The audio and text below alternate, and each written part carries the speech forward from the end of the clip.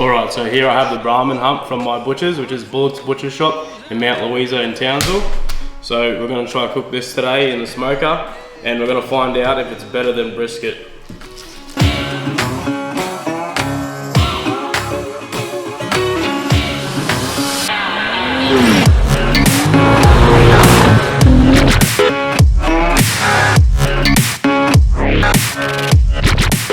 We'll take a closer look at the Brahman Hump now. So you can see on this side here, there's lots of marbling throughout the meat. And then on the other side, it's a bit leaner. So, all right, we've had a look at it in the packet. Now it's time to look at it out of the packet. Let's go. This cut of meat here is 2.3 kilos. This is the hump off a Brahman breed of cow. So it sits up on the back of their neck. I'll show you a photo of that and you can see what they look like.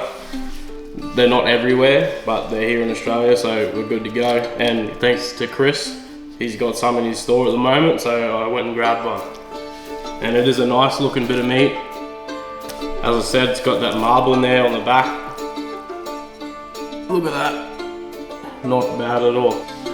So I'm gonna have a look at the hump and see if it needs any trimming. There's only a little bit of silver skin on the outside. May as well just knock that off. It's not gonna be any good. And then we'll let the bark go a little bit better on this edge too, because otherwise it's just gonna sort of fall off. But I'm pretty happy with the way it is. It's all trimmed up nicely. So now I'm gonna flip it over and we're gonna get the Worcestershire sauce on here as the binder, and then we can hit this side with the rub.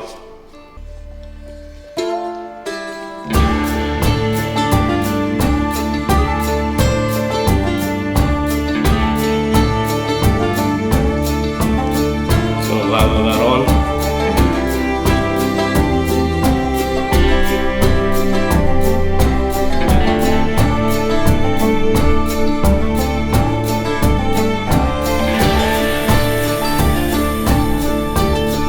For the rub today, we're using Butcher's Axe Big Bark. So this is going to give us a big bark on our beef hump. First off, what I do with my rubs, I always keep the seal on. I take it off when I'm sprinkling it on, obviously, and then put it back on afterwards because that helps keep the moisture out and it won't clump up then. So it's going to give this a nice coat all over this meat. And then just pat it in like that so it sticks in nicely. You don't actually rub it in, you pat it in. It should be called pat. Don't forget the side.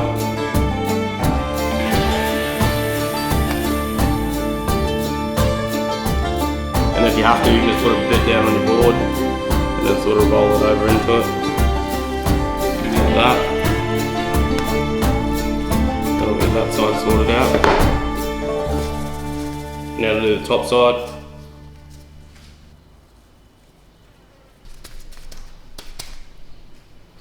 So now what I'm going to do is let that sit there for about 30 minutes, sweat out, let the rub absorb into the meat a little bit, and then it'll be good to go on the smoker. What I'm going to do now, while this is sitting there waiting, I'm going to go fire the smoker up. Let's go. For today's cook, we're going low and slow, just like a brisket. So over here we have the Pitboss 850 Navigator, and we have a hopper full of pellets ready to go. Now it's just the startup sequence. So flick this on. We have on, set it to smoke. We're going to sit here and hold the prime button for 30 seconds. That'll fill the pot up. We're starting to get some smoke coming through now, as you can see, which is what we want, because we want it nice and smoky to try and get that bark set at the start of the cook, because it's not going to work at the end of it. I'm going to close down. As I was saying before with the rub, I keep this part, the little moisture seal thing. So finished with the rub now. Can chuck the moisture seal back on, chuck that back in the cupboard, and it's ready to store, and it won't get moisture in it and clump up like it usually would without it. Alright, the pit's now ready to rock and roll. I'm going to set the temp to 95. We're going to be doing it nice and low and slow. So I'm going to also place the lovely beef humps on the top rack here. Here's the lovely beefy humps ready to go in the smoker. I've put the beef hump here on the top shelf, and the reason I do that is because it gets it up a bit further away from the fire pot in the bottom of the pellet smoker, so it won't get that radiant heat. It's going to get more of the smoke heat and the induction heat working in the barrel of the Pitboss. So that'll help to not dry out the bottom of the meat, and it'll help just get a way better bark on it. We've got some nice smoke rolling through. I'm going to chuck my Inkbird Wi-Fi thermometer probe into it, into the thicker part of the meat at the front here. Just like that. We're not necessarily looking for temperature, we're looking for how the beef hump itself actually looks, so how the bark's setting, how much smoke we're getting into it, and that sort of thing. I'll check back with you then. So this is my Wi-Fi Inkbird, and that's the temperature of the beef hump internal, and that's the ambient temperature of the pit.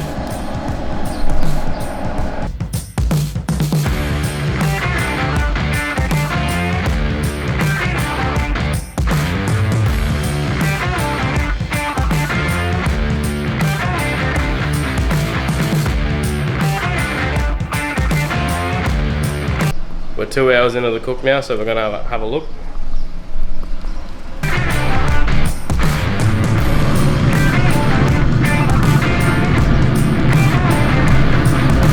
The rub's not quite set yet, so we're gonna keep letting it rock along. We'll probably check it in another 2-ish hours or so. We've also got the Wi-Fi thermometer in there checking the temp, so I'll keep an eye on that.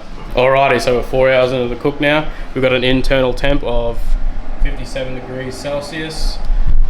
And we'll check on the bark and see how it's coming along. And to me, I'll get you a light so you can see what's going on. That is looking nice and set, so I'm touching that with my hand. It's not coming off. Look at that fat rendering down on the bottom there. It looks to go.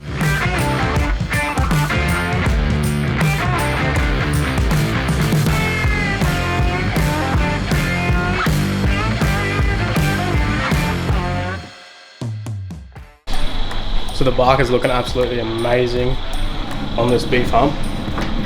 Look at that, touch it, it's set, it's fully set. And there seems to be a lot of fat in the bottom of this thing. You can see it all dripping down, it looks juicy as this thing honestly feels tender now. So I'm gonna boat it. Right now we've got the aluminium foil here, I'm gonna add an extra few pieces, chuck some butter in the bottom, and then we're good to go. And a bit of Worcestershire sauce in the bottom with the butter. Just gonna make a cross pattern with the aluminium foil. So, got Worcestershire sauce and got the butter. Unfortunately, I have no cooking butter, so we're using spread. It is what it is. This thing honestly probably doesn't need any extra fat from the way it's looking right now. All that intramuscular fat is looking juicy as.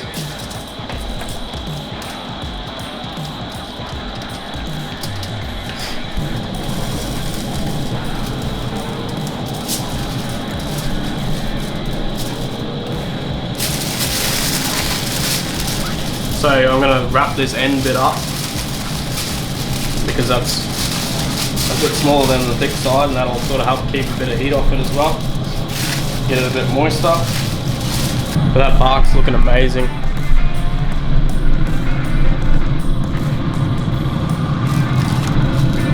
And the other advantage to this is I can keep my Wi-Fi thermometer in there like that, don't even have to take it out. How good's that? So this will go back up on the top shelf. And then I'm going to crank the heat up a bit, and the good thing about Brahman Hump is it can take a bit more heat than the average brisket, so I'll probably crank it up a bit further just to finish it off, get us to that temperature range we want, and so it's probing like butter. Then we'll be good to go to pull it out of the smoker and let it rest. I've cranked the Pitboss up to 150 degrees Celsius now, so it's all boated up, sitting in there looking like a lovely little meteorite, and we're going to close the lid down, keep an eye on the temps, and then I'm going to come out and hand probe it with my little Inkbird instant read thermometer. Alright, so it's been about an hour since I wrapped the brisket. We're just going to give it a spritz. In here I've got a bit of apple cider vinegar, Worcestershire sauce and water. So let's take a look.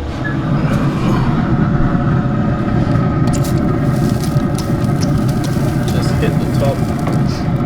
So it's spritz, I'm just going to close it back up and we'll check back in with the temperature and the tenderness.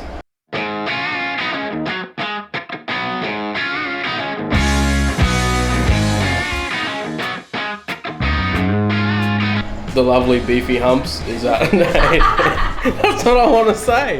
It's at 87 degrees internal now. I've just given it another spritz, so hopefully we'll be hitting the right temperature and she'll be probing right, nice and dingy, so we'll be able to pull it out and give it a rest. All right, I'm going to check on the Brahman hump, so let's go have a look, see how it's probing.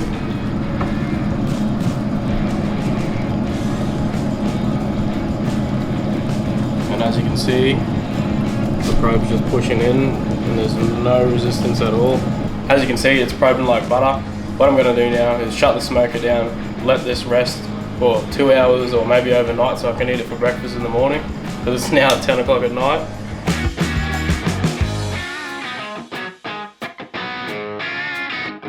Just to let you know, this cook did take a little bit longer than I was first anticipating. That's only because I cooked a whole chicken on the bottom rack, which I actually had for dinner. So there you go.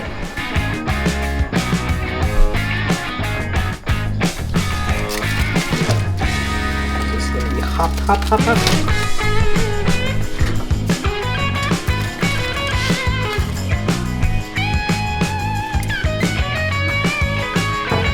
to let it rest. The lovely beefy hump has been resting for about 2 hours. I just had it sitting in my air fryer. So it's time to get out on the board. I'm going to unwrap it.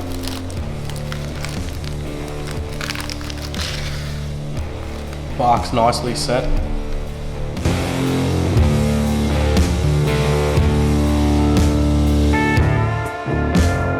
Time to slice on in.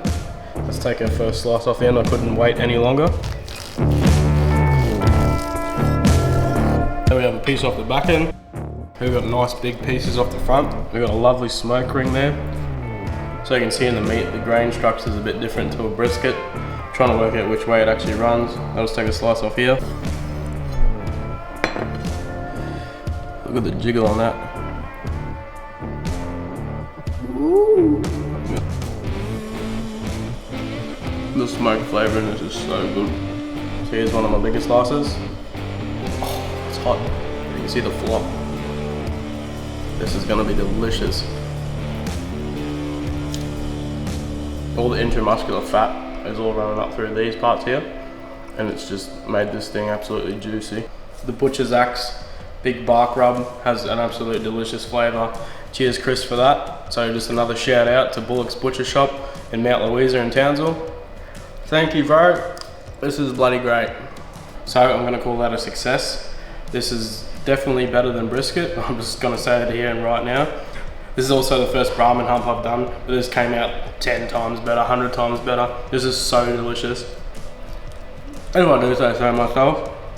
So thanks for watching. Don't forget to like and subscribe.